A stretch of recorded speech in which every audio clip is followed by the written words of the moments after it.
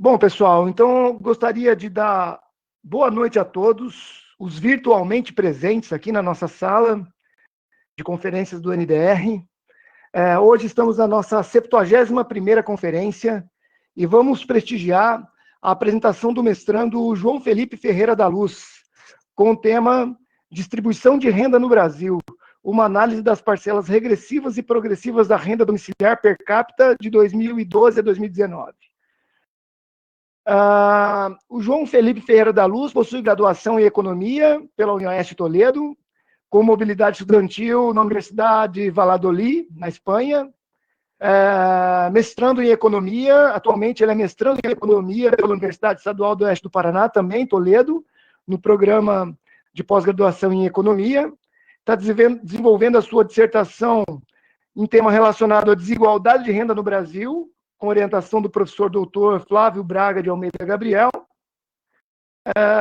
Como sempre, pedimos aos participantes que, quando não estiverem fazendo uso da palavra, que mantenham seus microfones fechados, por favor. A apresentação e as discussões terão duração de 1 hora. Lembrando que a qualquer momento da apresentação, os participantes podem abrir o seu áudio, fazer perguntas ou tirar dúvidas com o apresentador. Aqueles que preferirem, pode fazer as perguntas no final, pode fazer as perguntas pelo chat, certo? E elas serão lidas, então, no final da apresentação. Lembrando também a todos que nossos encontros são transmitidos ao vivo via Facebook, pelo link que a professora Crislaine já colocou aqui no chat. E, além disso, os encontros são gravados e posteriormente disponibilizados no canal do NDR no YouTube. Então, quem perdeu alguma discussão e queira assistir, fique à vontade para acessar.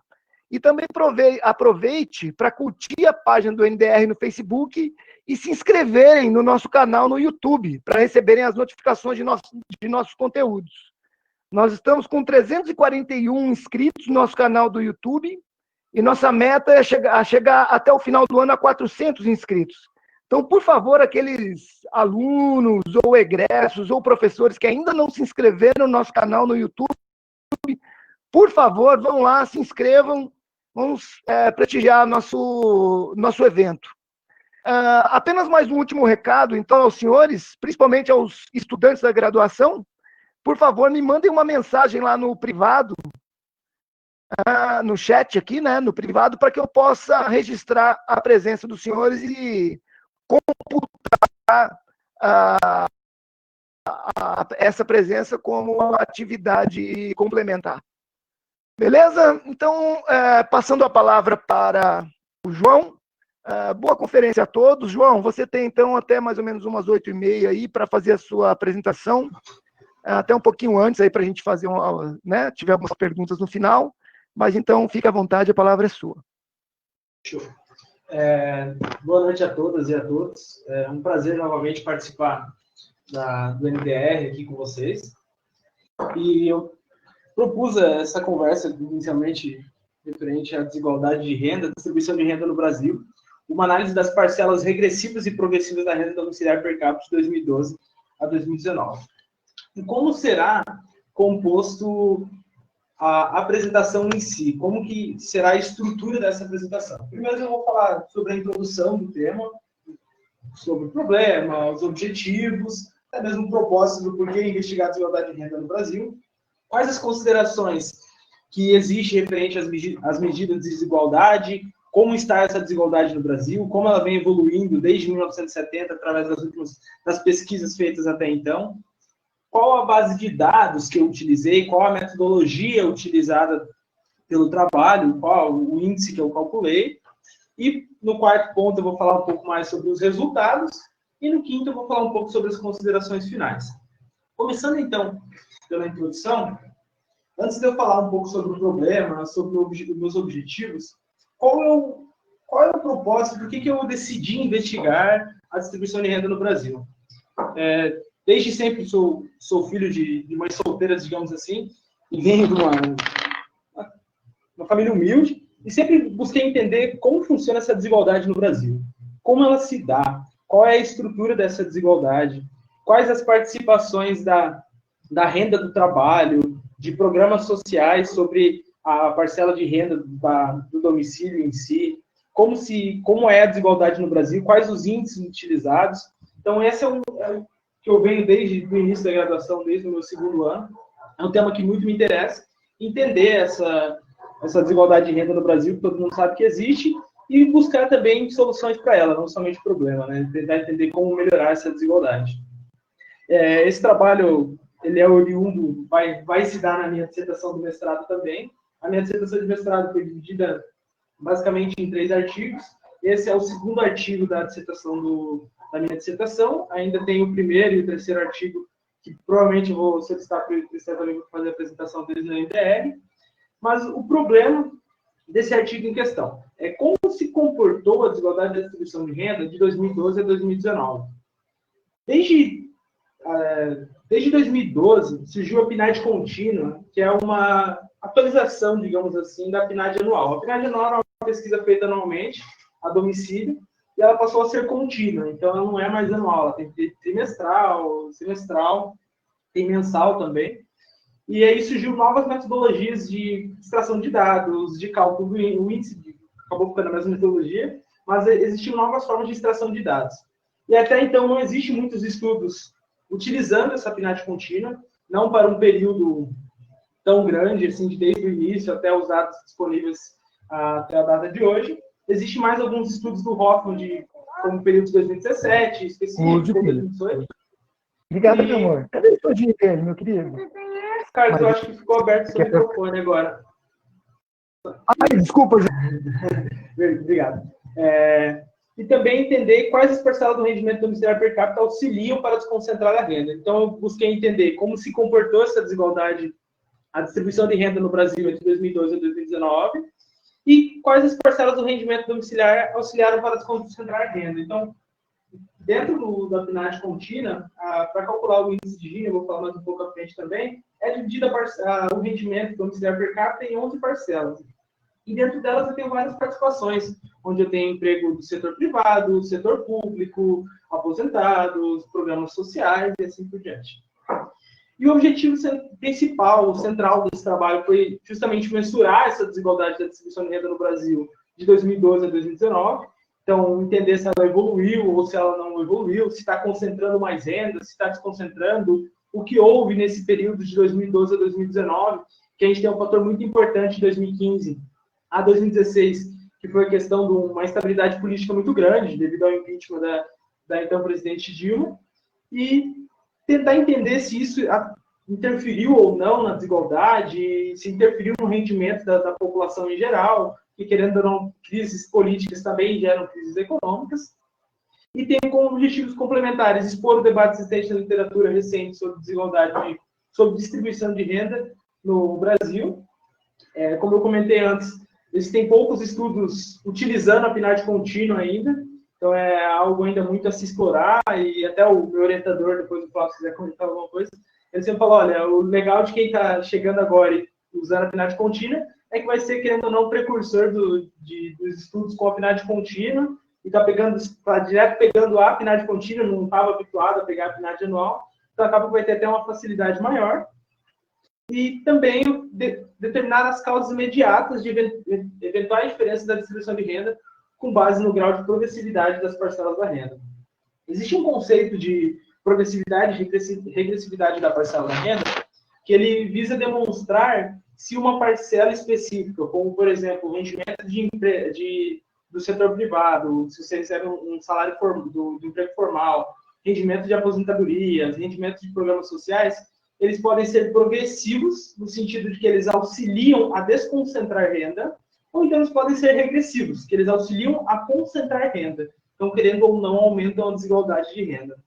Então, eu viso também determinar as causas imediatas dessas diferenças, e isso eu vou mostrar também nos resultados. Então, como se deu a distribuição de renda no Brasil? Os primeiros estudos que surgiram com maior relevância sobre a desigualdade no Brasil, eles começaram a surgir na década de 1970, onde se inicia a ser realizada a PNAD anual. Então, Rodolfo Hoffman, um grande pesquisador da área de desigualdade de renda, ele inicia os seus primeiros trabalhos em 1970, falando um pouco mais sobre como estava a desigualdade através dos dados da PNAD. Ela passou por diversas alterações dos dados da PNAD após isso, mas os estudos já começaram por lá. A gente começa a perceber 4 fases em que o índice apresentou comportamentos diferentes. Então, desde 1970 até meados de 2014, que é os dados que eu utilizei para trazer esse histórico, ele teve basicamente 4 fases, onde na fase 1, de 1981 até 1986, o índice de Gini permaneceu estável, ele oscilou entre 0,584 e 0,598.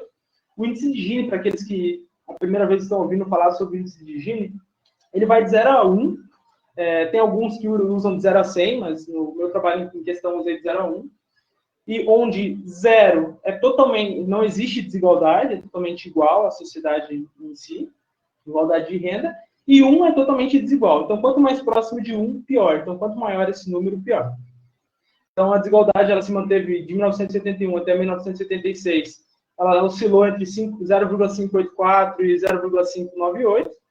Já de 1976 até 1993, ele apresentou variações acentuadas, mas não tinha uma tendência muito bem definida. Ela oscilou de 0,583 até 0,636. Já na terceira fase, de 1993 a 2001, ela voltou a oscilar, só que ela oscilou para baixo. Então, ela foi de 0,604 e 0,594. A gente teve um grande fator, depois eu vou comentar mais abaixo também, que é a questão do Plano Real. A gente teve o Plano Real de 1994, que ele é um dos fatores muito citado por economistas, que auxiliou a desconcentrar a renda no sentido de não ter mais aquela hiperinflação, né? E a quarta fase, de 2001 a 2014, o índice passou a cair de forma consistente, passando de 0,596 em 2001 até 0,518 em 2014. Porém, entretanto, não é muito aconselhado nós analisarmos os dados da PNAD anual, fazer um comparativo, eu posso analisar a questão histórica, mas eu não posso fazer um comparativo entre o índice de Gini de 2014, calculado através da PNAD anual, com o índice de Gini de 2014, calculado pela PNAD contínua. Ele não pode ser feita essa análise comparativa, até para entender se está correto o cálculo ou não, porque o próprio IBGE diz que não pode ser feita essa comparação. Se quem quiser tiver mais interesse, eu tenho lá a nota técnica que diz sobre o porquê não fazer essa comparação, porque a forma de extração dos dados, de coleta de dados é totalmente diferente, as parcelas da renda são compostas de forma diferente, teve a diferenciação do Bolsa Família, que até 2015 não se perguntava para o entrevistado se realmente ele recebia um programa como o Bolsa Família, se ele tinha o programa Bolsa Escola, se ele tinha o benefício de prestação continuada. Ele era feito através de uma estimação com a PNAD anual para entender qual que era o valor do rendimento devido a esses programas sociais. E, inclusive, dentro dessa parcela, existia juros, speed bancário, dentro dessa parcela do programa Bolsa Família que era estimado. E a partir da PNAD contínua que começou a se perguntar sobre esses programas sociais. Esse é um dos motivos do que não se pode comparar o ano de 2014, calculado pela PNAD anual, com a PNAD contínua.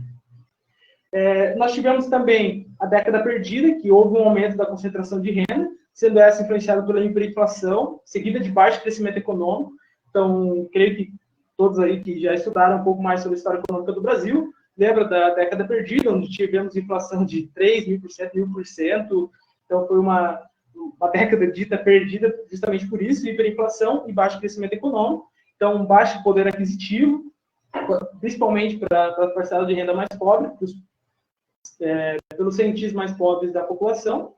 E depois, em 1994, tivemos o Plano Real, e o Plano Real vem e estabiliza referente à inflação, deixamos de ter hiperinflação, e com isso o poder de compra se mantém estável, e aí temos essas evoluções do índice de Gini, que vem evoluindo de 1993 até 2014. Tivemos também a questão do programa Bolsa Família, que foi um dos grandes programas de transferências de renda através do governo. Então, o governo tem a política de transferência de rendimento que paga o benefício por filho, e isso é um dos fatores também que auxiliou essa questão de distribuição de renda no Brasil, que, querendo ou não, transferiu renda para os mais pobres, para aqueles que não tinham renda, que vivia com menos de $50 por mês, por exemplo, e agora eles tinham mais do que $50 por mês para poder consumir pelo menos o essencial. A metodologia, falar um pouco mais sobre qual é a minha base de dados, o que eu utilizei para chegar aos meus resultados e as considerações finais. Então, eu utilizei as informações oriundas da Pesquisa Nacional para a Amostra de Domicílios Contínua, a PNAD contínua, no período de 2012 a 2019.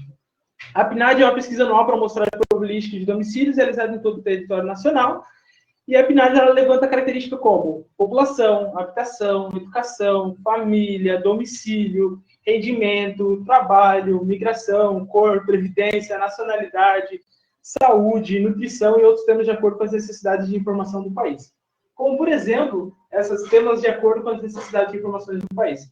Não sei se vocês sabem, mas foi feito a PNAD Covid, literalmente PNAD Covid, para entender se houve para entender percas de receita devido ao Covid, para entender força de trabalho referente ao Covid, e o IBGE lançou até os dados calculados em tabelas, em gráficos. Tem um site chamado pnadcovid.com.br, se eu não me engano, que lá tem os dados da PNAD Covid já calculado com informações de rendimento, informações de mão de obra, perca de rendimento das famílias, quais foram os CENTIs mais afetados pelo Covid, onde habitam as pessoas mais afetadas, quais as capitais que tiveram maior perda, quais os estados, perdão, que tiveram maior perda de rendimento devido à pandemia. Então, também é feito para necessidade de informações do país. Os domicílios com rendimentos não declarados, eu excluí eles da análise, sendo avaliados apenas os domicílios particulares permanentes com declaração de renda domiciliar. Então, veja que eu peguei os domicílios não declarados, aqueles que não desejaram participar da pesquisa, porque quando chega o entrevistador na tua casa do IBGE, fazendo uma pesquisa da PNAD, ele pergunta se você deseja participar da pesquisa. Então, se você não deseja participar, você pode, como não declarar o seu rendimento, ou você pode participar da pesquisa e não responder alguma pergunta, ou falar não sei, não tenho a mínima ideia, também. Essas informações do rendimento não declarados, então acaba que eles foram excluídos da análise, justamente para não gerar outliers e acabar gerando um índice de Gini totalmente errôneo. Faz parte da própria metodologia. Entretanto, porém, algumas dificuldades que foram encontradas por meio da base de dados. Primeiro, que a PNAD contínua teve grandes mudanças da forma de extração de dados com a PNAD anual. Então, ela teve é totalmente diferente a forma de você extrair esses dados da PNAD contínua, da própria PNAD anual. Então, essa foi uma dificuldade encontrada, porque quase não se tinha artigos, ou então dissertações ou teses explicando como essa extração de dados. Eu tive que muito me basear pelo próprio site do IBGE, através dos sistemas que ele tem lá pronto para extração, e trazer isso para o software estatístico que eu faço utilização, com a ajuda do professor Flávio e também do Josimar, lá da USP, que fez essas extrações. Os anos de 2012, 2013, 2014 e 2015 está passando por recentes atualizações de informações do rendimento. Então, a gente tinha problemas nos anos de 2012 a 2015, até, se eu não me engano, meados de julho do ano passado, o IBGE não apoiava a utilização dos dados referente ao rendimento do trabalho formal, porque havia um cálculo errado que ainda não tinha sido corrigido para esses anos, então ele não aconselhava a utilização desses dados até 2019, até julho de 2019 do ano passado, e aí foi corrigido e então disponibilizado as informações de rendimento do trabalho formal e as outras informações que estavam incorretas. Para vocês entenderem um pouco mais referente à PNAD contínua, se o IBGE, ou até mesmo algum pesquisador, encontrar alguma provável falha na base de dados ou alguma informação, ele pode mandar essa informação para o próprio IBGE, e se o IBGE achar pertinente, achar que realmente faz sentido aquela correção, ele corrige e republica a informação e avisa, lança uma nota técnica dizendo que ele corrigiu a base de dados de 2015 referente a tal rendimento que estava incorreto. É muito comum isso acontecer, que é uma atualização dessa base de dados, para cada vez mais ela ficar próxima à realidade.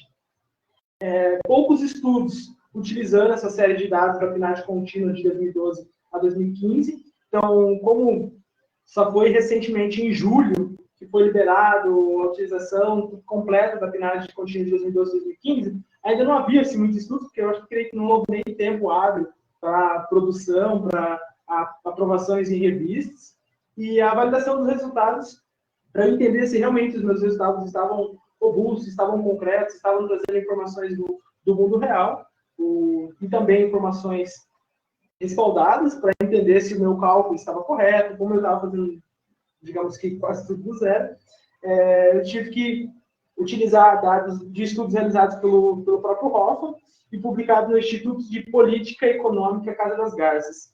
Ele é um instituto, digamos que, utilizado muito por grandes pesquisadores como Haddad, Hoffman, Azoni. É uma casa de discussão, ele é utilizado para discussão de políticas econômicas, discussão de informações referente à economia em geral, e ele não é uma questão muito formal. Então, se você for ler um texto do Hoffman dentro do próprio Caso das Garças, você vai ver ele dando opinião política, você vai ver ele escrevendo em primeira pessoa. Então, ele tem essas informações, é mais informal a Casa das Garças, é mais para instituto de estudos mesmo, para estudos referente à política econômica e tudo mais. Então, metodologia. Quais são as medidas de desigualdade que hoje existem? Existe várias medidas de desigualdade, vários índices, mas o utilizado para esse estudo foi o índice de Gini.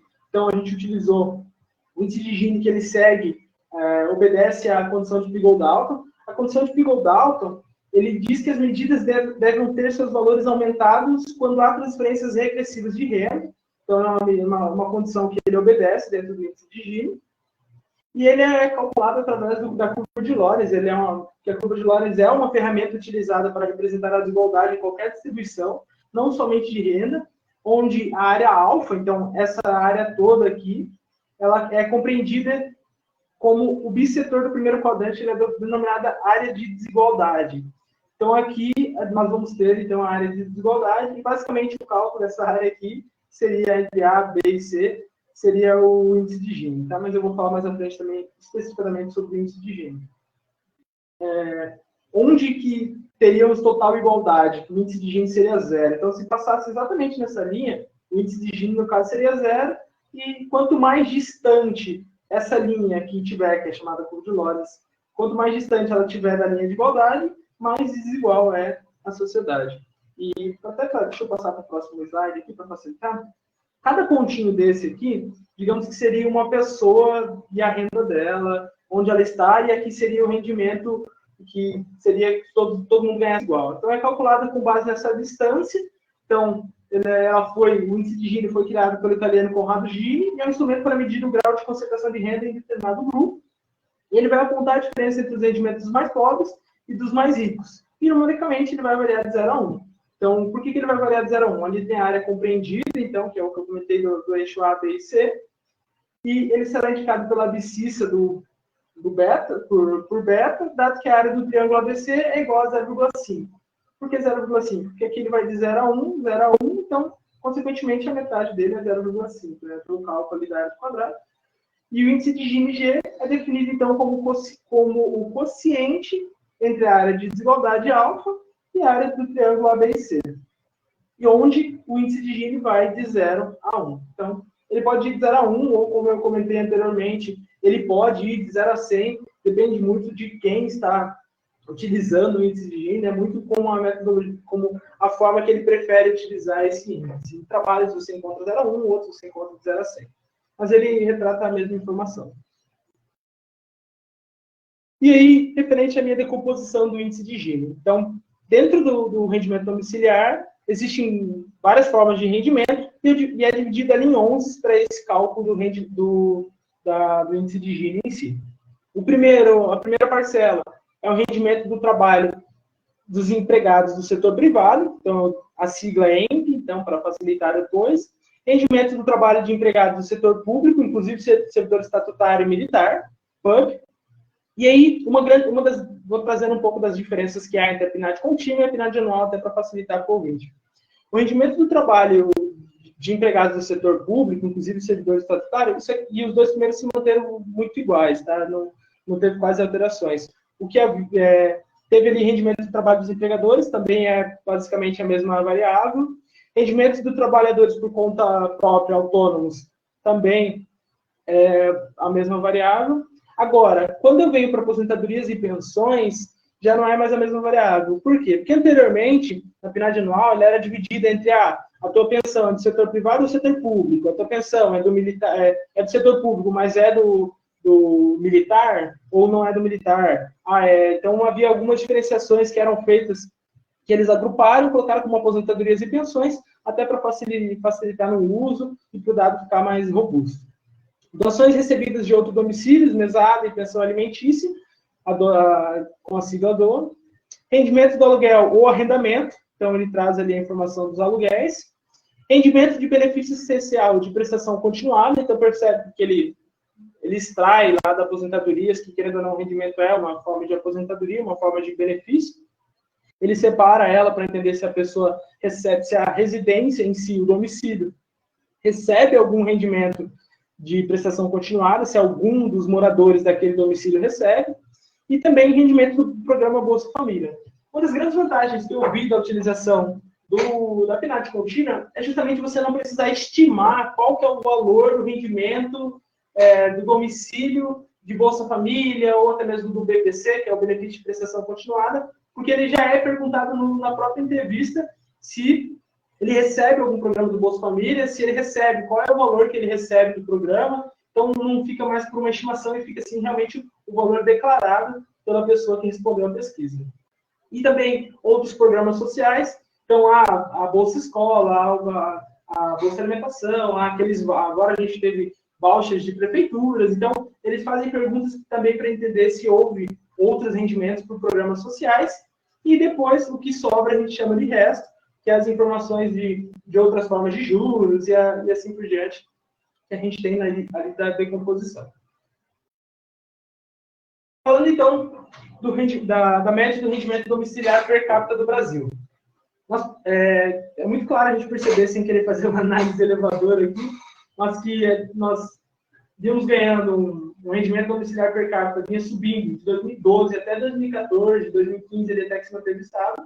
Aí nós tivemos uma grande crise política no Brasil, que foi referente ao impeachment, né? A gente tivemos o impeachment da Dilma, que isso gerou uma instabilidade econômica, que gerou incertezas econômicas, e aumentou a questão do desemprego, e aí o rendimento caiu, até meados de 2017 ele veio caindo, para então 2018 ele dá um salto, e 2019 ele se manteve constante, né? Mas de 2017 a 2018 ele dá um salto e vai a valores anteriores do que existia em 2014. E aí, uma questão que me chama bastante atenção, você falou, olha, então se o rendimento domiciliar per capita no Brasil cresceu, se o rendimento médio domiciliar per capita cresceu, significa que a desigualdade caiu porque a média está subindo? Não necessariamente. Pode ser que a curva, o rendimento domiciliar está sendo puxado pelo lado dos mais ricos da curva, vamos dizer assim, que é o 1% mais rico, essa renda da galera pode ter aumentado, ou então pode ser que os pobres estão ganhando mais, ou então o pessoal realmente está subindo o salário médio. Então, algumas investigações que a média do rendimento domiciliar per capita, por si só, não te permite concluir muita coisa. Você não sabe como está a desigualdade só olhando a média, né? Ela apenas serve para você ter uma ideia e fazer um comparativo justamente com o índice de Gini. E aí, calculando então o índice de Gini, nós percebemos que até 2015 nós vemos que o índice de Gini ele vem melhorando, então vem ocorrendo uma desconcentração de renda, vem ficando mais próximo de zero, chegando até 0,53, quando de 2015 para 2016 ele dá um salto, e em 2018 ele está em patamares superiores a 2012. E aí eu tenho um problema referente à própria base de dados, que eu não posso fazer aquele comparativo, como eu comentei antes, para falar, o índice de Gini então está maior que 2011. Como a base de dados ele não permite esse comparativo, não é instruído a realizar esse comparativo pelo próprio IBGE, eu só posso afirmar que o índice de Gini em 2018 está a níveis superiores que a 2012. Eu não posso necessariamente afirmar que está superiores a 2011. Então, a gente percebe que aqui em 2018 foi o ápice, então, do índice de Gini, desde que temos os dados da PNAD contínua, onde ele chega a bater 0,56, e ele chegou a atingir 0,53.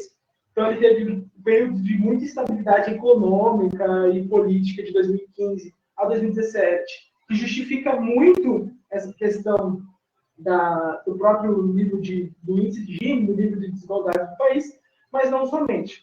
Então, a gente fala, beleza, a gente teve a estabilidade econômica, tivemos a estabilidade política. Mas, e as parcelas da renda? Elas se mantiveram constantes porque eu dividi em 11 parcelas. essas parcelas, a participação dela no rendimento beneficiário per capita, elas estão constantes? Elas estão se alterando? Qual foi a parcela mais progressiva? Qual que auxiliou mais para desconcentrar? Qual que auxiliou para concentrar? Será que essa que auxilia para desconcentrar, ela caiu sua participação no rendimento da família, no rendimento domiciliar? Então, eu comecei a fazer perguntas para entender e justamente buscar o porquê estava isso ocorrendo e dar justificativos, né? Então, analisando a participação percentual dos componentes do rendimento domiciliar per capita no Brasil. Primeira coisa, antes de eu analisar essa informação, eu analisei o gráfico que está à frente, mas depois eu vou falar mais sobre ele, que era para entender o grau de progressividade de cada uma das parcelas da renda. Deixa eu tomar uma água. Está acabando a voz. Uma das coisas que eu pude constatar, analisando o grau de progressividade das parcelas da renda, para entender se elas auxiliavam a desconcentrar ou a concentrar a renda, eu peguei dois que auxiliavam o que mais auxiliava para desconcentrar a renda. Por exemplo, o programa Bolsa Família. O programa Bolsa Família, de 2015 até 2014, ele se manteve estável, digamos que variando entre 0,74% e 0,79% de participação no rendimento domiciliar per capita. E aí, em 2015, com a crítica com a estabilidade política e econômica, nós tivemos, então, a queda da participação, onde ele chegou a atingir, em 2019, 0,57% de participação no rendimento domiciliar per capita. O que isso interfere? A gente teve 30% de queda dessa participação do programa Bolsa Família. E como ele é um dos programas que mais é progressivo dentro da parcela da renda, essa é uma das justificativas de nós termos, então, esse aumento do índice de Gini. E percebe que 2015, 2016, 2017, 2018, ele tem ali essa informação de entender o que está acontecendo. E justamente no meu artigo 3, que eu vou entender se há essa causalidade, se realmente há essa interferência entre essa parcela, que aí eu posso concluir com mais certeza, com mais assertividade econométrica, com probabilidade, para realmente falar, olha, com 95% de confiança, essa diminuição da participação do programa Bolsa Família fez com que o índice de desigualdade aumentasse em tantos por cento, ou concentrasse renda. E eu percebo também que outros programas sociais vêm caindo, então também, desde 2015, percebe que o único programa que se permaneceu, digamos que crescendo, foi o benefício de prestação continuada, que ele é dado por meio de, muitas vezes, requerimentos dentro da justiça, então não há uma própria interferência do governo de distribuir, muitas vezes solicitação pelo próprio INSS. O que é de forma de distribuição pelo governo e que é definido as políticas é o programa Bolsa Família e outros programas sociais, você percebe que ele vem caindo ano a ano, né? Percebendo que, principalmente em 2015, após o impeachment e a crise econômica, ele veio caindo a sua participação no rendimento domiciliar per capita. Rendimentos que subiram, por exemplo, empregados públicos. Você percebe que eles aumentaram a sua participação e por eles serem altamente regressivos, que eles auxiliam para concentrar renda, acaba que também é um dos fatores que pode ter interferido nesse aumento da desigualdade, nesse aumento do índice de Gini e ter auxiliado a concentrar renda. Patrão é um outro que também é muito regressivo, que auxilia a concentrar renda e também vem aumentando, mas você vê que os empregados do setor privado, por exemplo, ele vem diminuindo. O setor, que é o mais considerado setor formal, ele vem diminuindo ano a ano, e esse é um dos fatores que também pode entender como... Porque ele não é nem... Ele é, digamos, quase que neutro, os empregados do setor privado, que eles não auxiliam nem a concentrar nem a desconcentrar, fica muito próximo ao zero, então acaba que não interfere tanto o aumento dessa parcela ou diminuição. Porque acabou interferindo porque quanto mais neutro, né, a gente menos regressivos seria melhor, né, e mais progressivos também seria melhor. Os autônomos, ele vem ali meio que se permanece estável, e o que mais me chama atenção realmente é progressivo, exato. É progressivo. E as aposentadorias e pensões e o aluguéis são regressivos também. E temos ali que eles se permanecem constantes. Os que mais me chamaram a atenção e que mais me geraram incógnitas foi justamente o programa Bolsa Família ter caído e outros programas sociais ter caído a sua participação os públicos terem aumentado a sua participação, não tão drasticamente assim, mas aumentou, e a gente perceber que houve esse aumento aqui do índice de Gini, nesse período justamente que houve essa queda da participação do programa Bolsa Família e de outros programas sociais. E aí, para finalizar, vamos entender um pouco mais do grau de progressividade da composição do índice de Gini do rendimento domiciliar de 2012 a 2019. Nós temos aqui em cima, então, o que mais se destaca, que é o próprio programa Bolsa Família. Depois nós temos o BPC, então, que a gente tem ali, que ele é altamente progressivo. E como que é feito, né, antes de tudo, esse cálculo de progressividade pela composição do índice de Gini? Eu nada mais faço do que pegar o índice de Gini e subtrair ali da própria participação dos componentes, de participação percentual dos componentes do rendimento domiciliar. Aqui eu tenho os empregados que são não os empregados, aqui as doações, que elas são também progressivas, que é doações de outras residências que vêm por forma de familiares ou até mesmo amigos. E nós temos aqui, por último, que é o que eu comentei que era um dos mais regressivos, que é o empregador, né, que é o patrão, que é definido pelo IBGE. Então, esse é um dos mais regressivos, que mais auxiliam para concentrar renda. E aí a gente vê que esse patrão vem aumentando de 2012 a 2019 a sua participação, em contraponto que o índice de Gini, apesar de ser muito progressivo, auxiliar a desconcentrar renda, ele vem diminuindo a sua participação no rendimento domiciliar per capita. Então, essa é uma das prováveis respostas para dizer que, olha, o índice de Gini se deu dessa forma, não somente pelas crises econômicas, pela crise que a gente teve política, mas também por diminuições de parcelas altamente progressivas, elas diminuíram a sua participação percentual no rendimento domiciliar per capita como um todo. E finish, basicamente é isso. E chegando nas considerações finais, então, para finalizar, é onde nós teremos que a gente, no primeiro momento foi calculado o rendimento médio do Brasil, e conforme esperado, houve uma queda entre os anos de 2015 e 2017. Embora esse cálculo não faça parte do objetivo principal desse trabalho, ele abre a possibilidade de avanço nas pesquisas para entender o motivo dessa diminuição nesse período para que passamos por crises econômicas e políticas no Brasil. Então, o artigo 3 é onde eu continuo nesse cálculo para entender os motivos dessa diminuição, que vai ser mais uma análise econométrica, e entender também dessa participação do rendimento domiciliar per capita de cada uma das parcelas.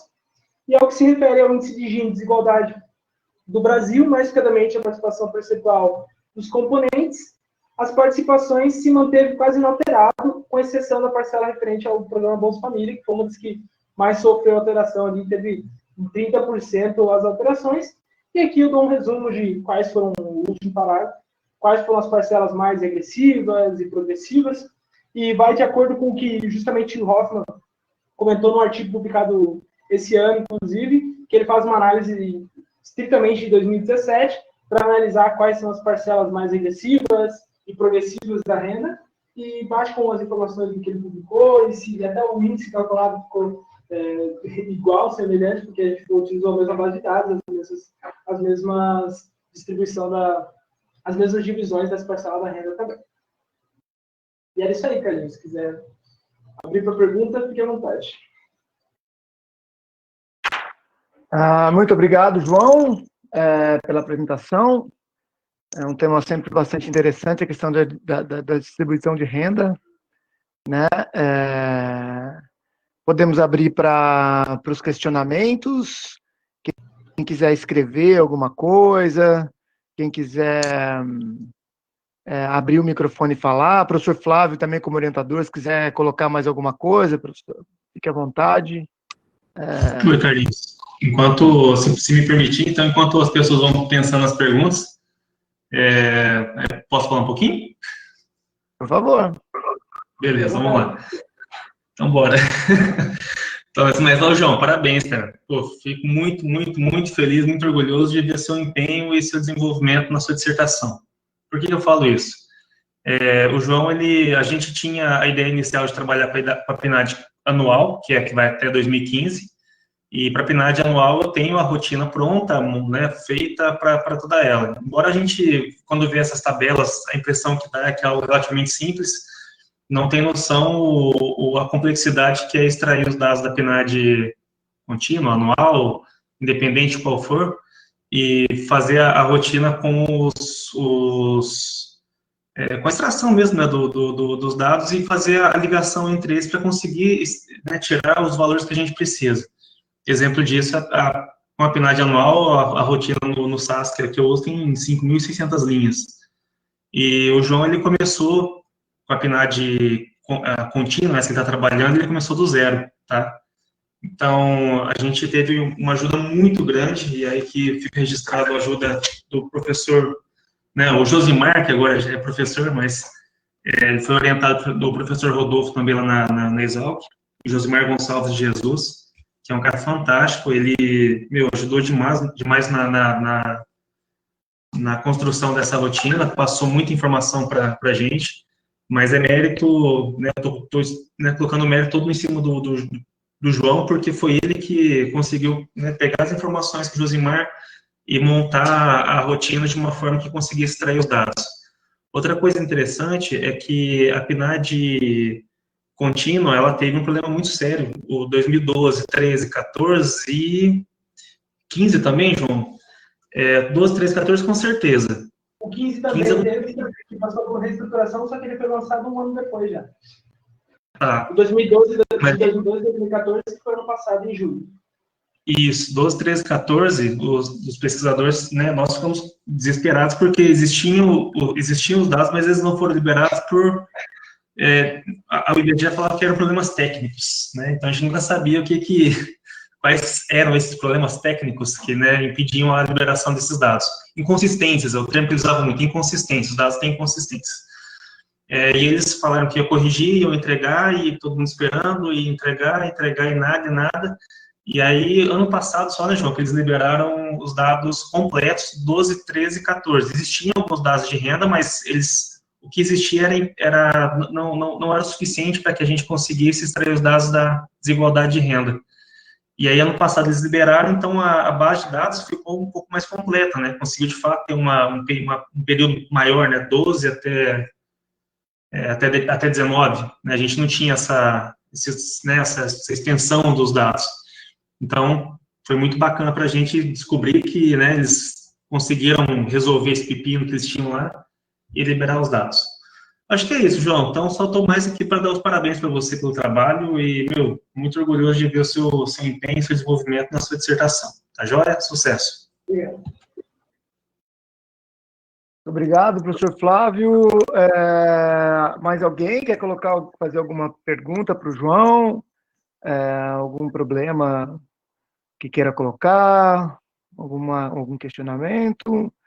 João, eu vou fazer, na verdade, não é uma pergunta, eu acho que é quase que uma provocação. Eu tenho um ponto de vista nesse sentido, e eu queria ver como que você trata esse tipo de coisa. Você trata toda a questão do problema da distribuição de renda, certo? Você acha qual o problema pior? Pobreza ou distribuição de renda? Porque imagina se o último cara se o último decil menos pobre lá, o mais pobre, melhor dizendo, o mais pobre, o último decil lá tem uma renda muito boa. Mas o primeiro lá de cima tem renda pra caramba.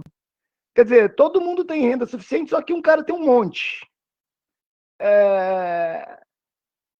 Você tem uma grande distribuição de renda, mas você não tem pobreza. Você acha que isso pode ser um problema? Ou você acha que a distribuição de renda é um problema por si só no sistema capitalista? A distribuição de renda é um problema por si só. Você quer me incluir naquela lista de comunistas, né, Carlinhos? Não, eu tenho uma boa colocação para isso, eu posso até falar depois o que eu penso, mas eu queria ver, porque a essência do problema da distribuição de renda, já que você estuda isso, né? Acho que é legal você dizer para a gente a essência do problema da distribuição de renda. Qual é a essência do problema da distribuição de renda? Um dos grandes problemas que eu percebo desde que há dados do Brasil, desde 1970 até 2019 nós temos dados, e até mesmo em trabalhos como o do Thomas Piketty, temos trabalhos de Amartya Sen, que retrata a diferente desigualdade, e é justamente a questão de cada vez mais tem muita renda na mão de poucas pessoas, né? Então esse é um fator que preocupa muito, preocupa até o próprio Estados Unidos, que é um dos países utilizados como referência do liberalismo, do neoliberalismo, tanto que preocupa eles que tem um imposto enorme sobre fortunas e uma responsabilidade sobre os milionários, sobre os trilionários agora, né? Temos trilionários que é o dono da própria Amazon. Eu vejo que a gente tem que tratar os problemas em conjunto, Carlinhos, não só tratar a questão da pobreza, como tratarmos a questão da desigualdade. Só que temos que ter o que é mais urgente, né? A gente tem que primeiro acabar, como alguns devem ter acompanhado, o Brasil voltou ao mapa da fome, então esse é um problema que é muito... ele acaba, não sei dizer qual que é a causalidade, se existe desigualdade porque existe cada vez mais pessoas pobres e existem cada vez mais pessoas pobres porque existe cada vez pessoas mais ricas. Deveria ter que se ter uma investigação para entender realmente o motivo, mas eu vejo que não é digamos que vamos abolir o capitalismo, vamos acabar com o capitalismo para acabar com essa questão de acumulação de renda. Eu vejo que deve-se melhorar, sim, o capitalismo, deve-se ter políticas públicas, então, para que realmente haja transferência de renda, que o pobre tenha acesso a conseguir renda, a conseguir educação, seja através de uma questão de cota, eu mesmo sou cotista na UniOeste, que vem do ensino público, para que essas pessoas tenham acesso à educação, que tenham acesso a fatores que podem alterar o rendimento dele. Porque dentro do terceiro artigo, que até estou fazendo ele, Carlinhos, eu trato justamente essa relação de causalidade. Tá, se eu aumento o número de anos de estudo de uma pessoa, o quanto isso interfere na renda? Se eu transfiro ele de localidade, se ele está, em vez de ele morar em São Paulo, ele morar em Curitiba, na região metropolitana de Curitiba, isso interfere na renda?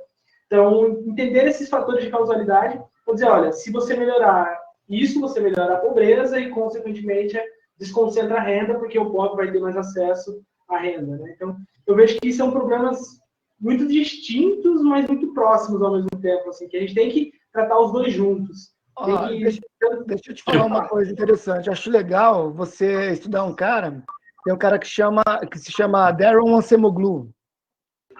É bem legal esse cara. Ele tem um livro que chama Por que as Nações Falham, em português, Why the Nations Fail. Por que as Nações Fracassam, né? É muito legal esse livro. E ele fala do problema da distribuição de renda. Ele fala o seguinte, a distribuição de renda é em si um problema. Mesmo que não houvesse pobreza, a distribuição de renda é em si um problema. Por quê? Porque quanto mais as classes mais altas concentram renda, mais elas convertem esse poder econômico em poder político. E aí ela acaba desviando o país da sua trajetória ótima de crescimento, porque elas acabam, vamos dizer assim, cooptando o Estado, elas acabam capturando o Estado para o interesse delas. Entendeu? Então elas acabam moldando as instituições para o interesse delas e desviam o país da trajetória ótima de crescimento. Então a ideia é o seguinte, por si só a distribuição de renda é uma coisa... A concentração de renda é uma coisa ruim. Por quê? Porque os caras da camada lá em cima vão pegar o poder econômico deles, vão converter em poder político através de financiamento de campanhas e tal, e vão distorcer as instituições, ou seja, as leis do país, para beneficiá-los, e não para que o país cresça e seja o interesse de todos. Entende? Então, essa é uma coisa muito interessante que ele coloca da distribuição de renda, talvez seja legal para você apontar nessa ideia da essência do problema da distribuição. Né? É bem bacana esse livro dele, e ele tem muitos artigos. Né? Esse cara hoje ele é American Economic Review, ele publica quase todo número, tem um artigo dele. Então é legal. Eu lembro de ter lido ele no terceiro ano da graduação, na quarta ano da graduação, fazendo Economia Brasileira, que a mídia passou para ler. O Acemoglu é bem legal. Né? Mas é isso, era só uma colocação mesmo. Valeu. Mais alguma pergunta, por favor? Eu vi que o Flávio abriu ali. Flávio, quer colocar alguma coisa? Não, Carlinhos, a pergunta que você fez é muito bacana, Por quê? É uma das coisas que a gente conversa sempre, quando a gente tinha, nas nossas reuniões, a gente tinha até um grupo montado, agora, né, tá tudo estranho, tá tudo online, tudo remoto, tudo, né? Mas é que, assim, a desigualdade de renda, ela, entre desigualdade de renda e pobreza, qual das duas combater? Então, vamos pensar sendo bem pragmático, né? É mais importante diminuir a pobreza do que diminuir a desigualdade, embora a desigualdade seja um problema por si só, como mesmo você falou. O que acontece é que a gente está num país que, embora o estudo nosso é um estudo sobre desigualdade de renda, é um país muito pobre ainda, né? A desigualdade, seria muito cômodo de pensar em desigualdade, sei lá, nem falar França, que França é um país que tem muita desigualdade também. E Mônaco, né? Pensar lá, tipo, beleza, desigualdade lá, um tem 3 iates, outro só tem um, né? Ó, coitado. Não tem pobreza. Então, o poder econômico do indivíduo se transforma em poder político, né? E aí é algo que se tem que tratar depois, porém, não tem fome, não tem miséria, então, né, o problema maior ainda, para nós, seria a questão da pobreza, mais do que a desigualdade. Só que o que a gente percebe é que o Brasil está muito longe de uma Mônaco da vida, né? Tipo, de como imaginar uma situação onde a gente conseguiria não ter pobres. Então, imagine que todo mundo tivesse, igual essa renda média que o João colocou aí, 1.400 e pouco por indivíduo.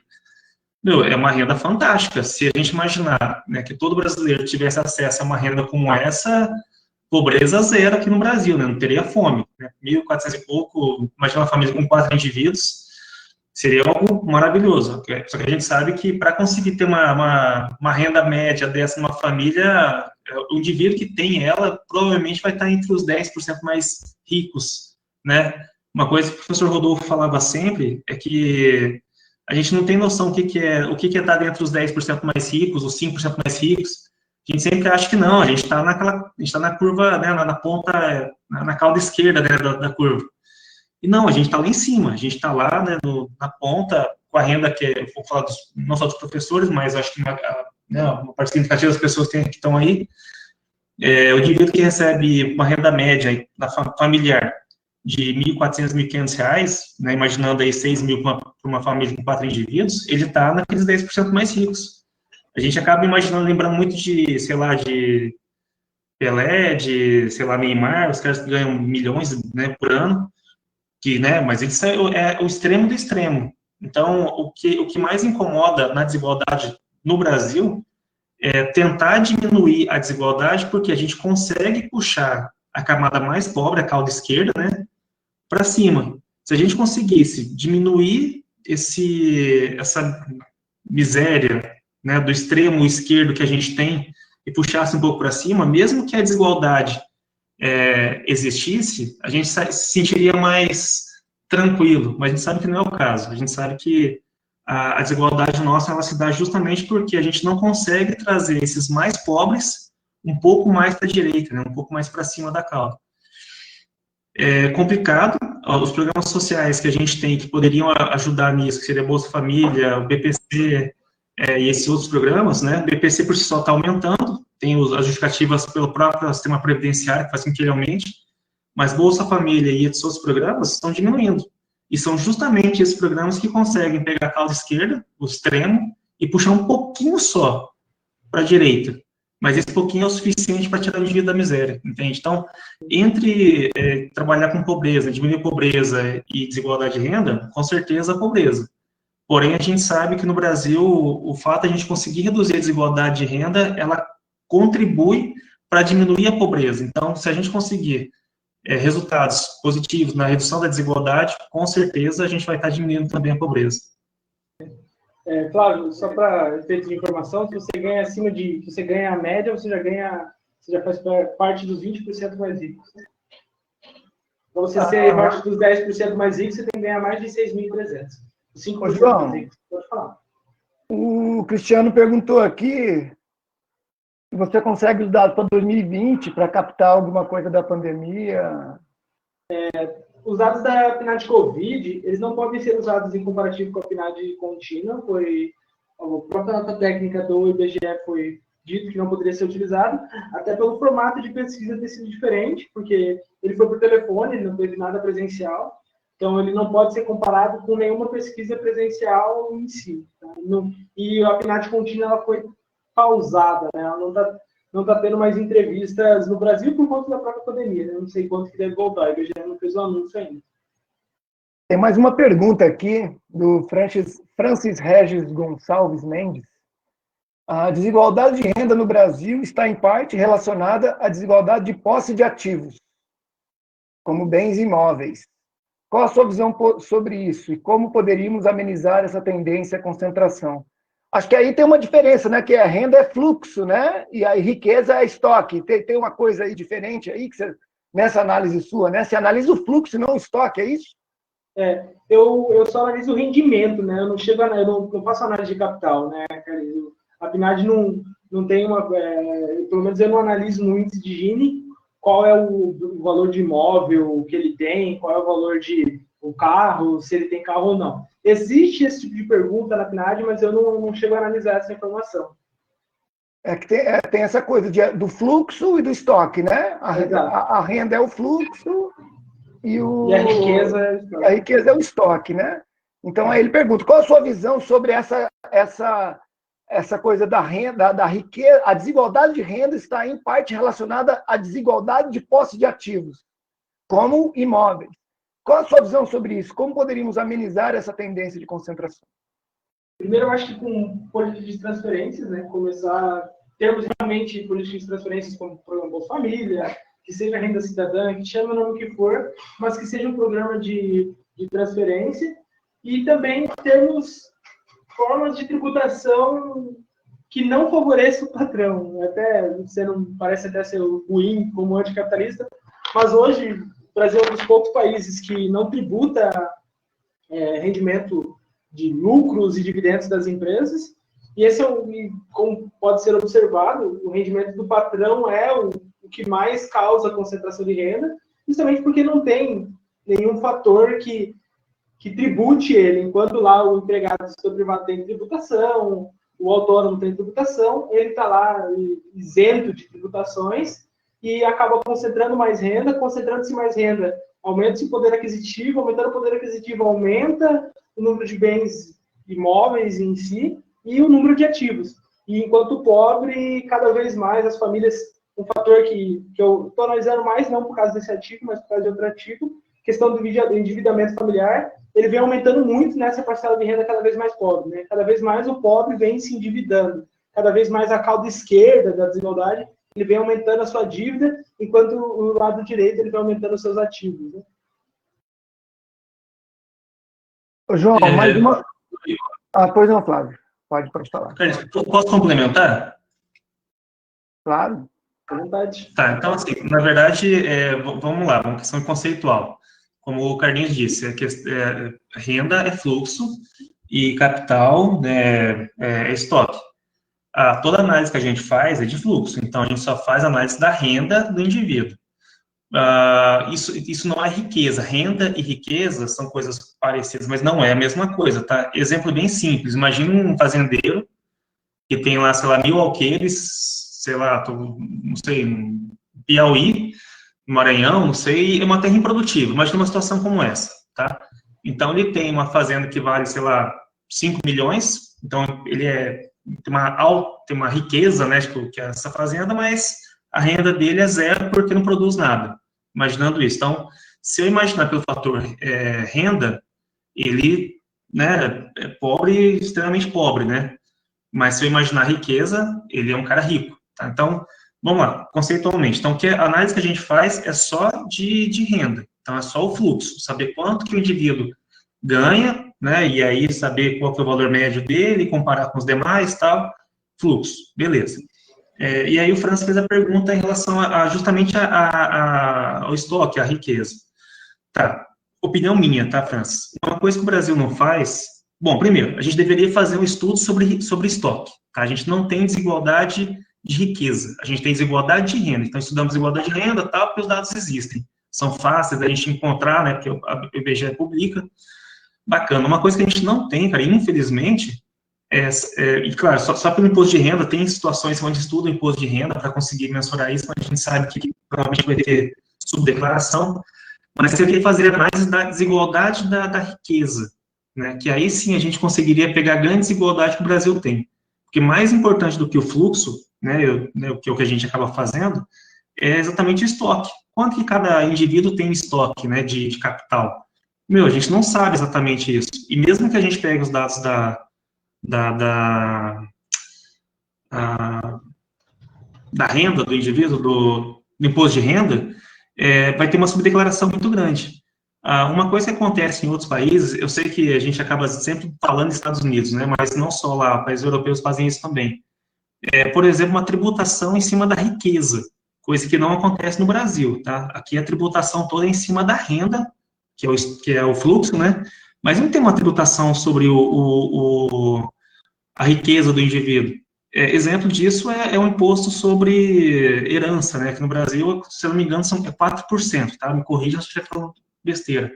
Nos Estados Unidos chega a ser 40%. Ele é escalonado, de acordo com, né, o tamanho da riqueza né, que o falecido tinha, e aí vai, né, tributando e pode chegar a 40%. No Brasil é 4% independente se o indivíduo tinha uma casa que valia 100 mil reais ou se o indivíduo tem sei lá, vários prédios que valem 100 milhões de reais. 4% é o que se cobra. Então, na minha opinião, o melhor dos mundos seria o país, o Brasil, começar a trabalhar, pensar mais na riqueza, né? O fluxo é importante, a gente consegue os dados, a gente roda, a gente consegue extrair os valores de desigualdade de renda, de fluxo, mas o país tinha que se preocupar muito mais com a desigualdade de riqueza e começar a tributar. Tributa grandes fortunas, sabe? É uma coisa que fala-se, né, meio que fala, né, depois soma a ideia, pensa só, mas seria o melhor dos mundos.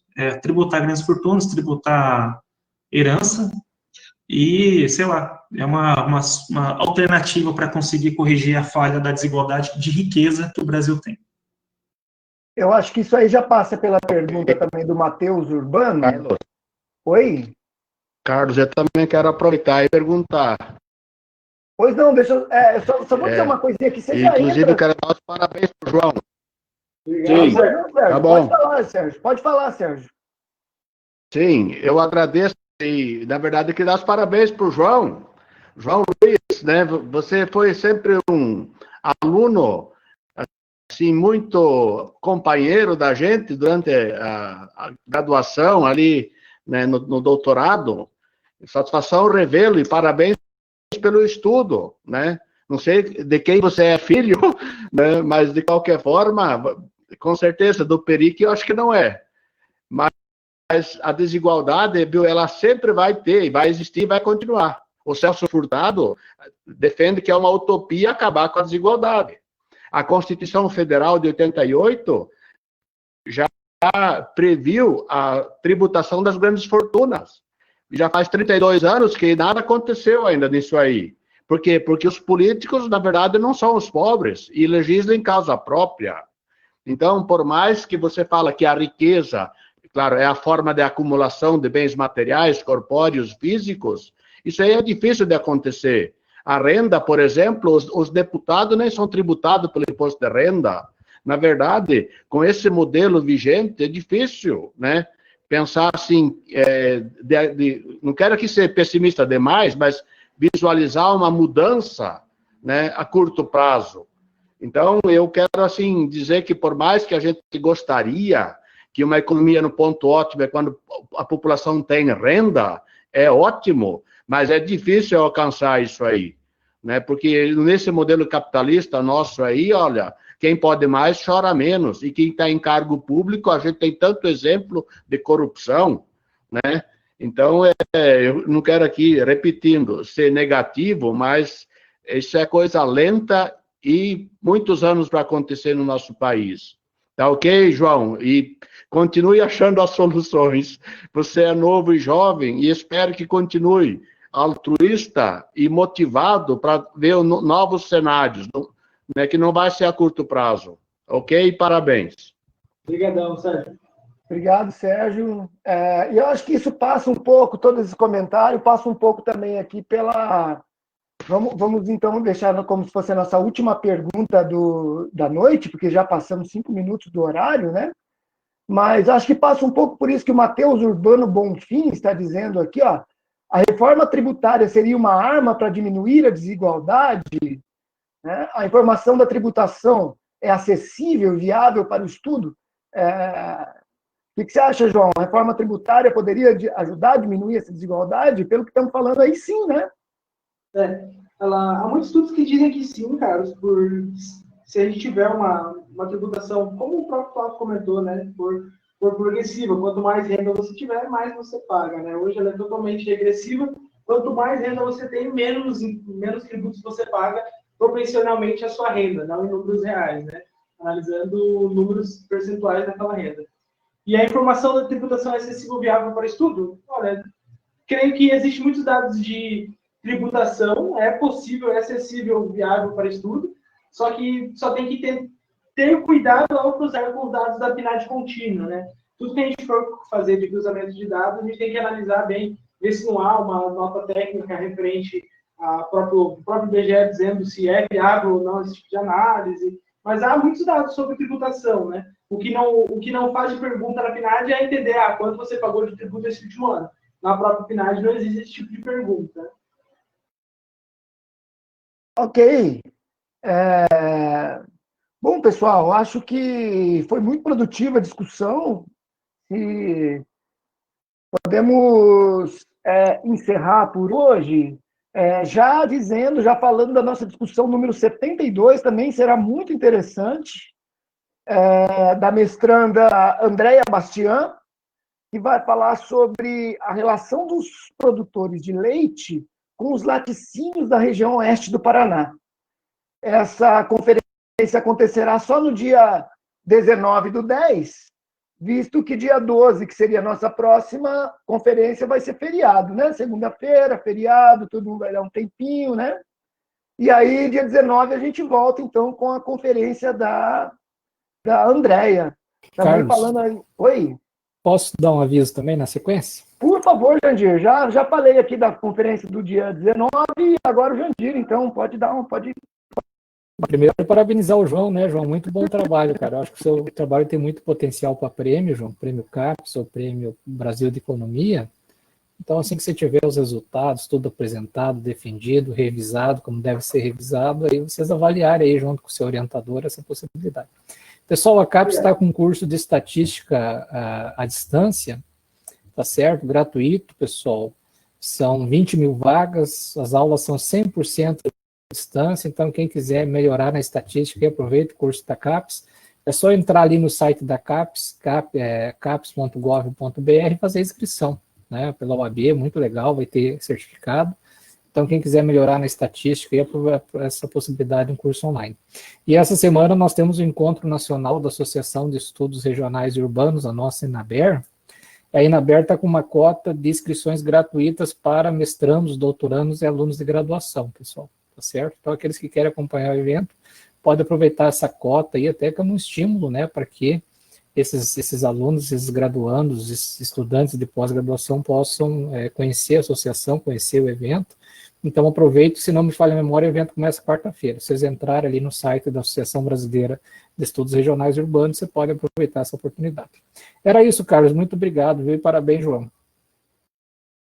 Muito obrigado, Jandir, pelas informações muito importantes, né? Pessoal aí que está fazendo poucas disciplinas agora na graduação, ó, dá para puxar um curso de estatística bacana aí para melhorar a estatística aí, tanto o pessoal da graduação, pessoal, os egressos aí que já terminaram a faculdade, a universidade, mas dá sempre para aprender alguma coisa diferente.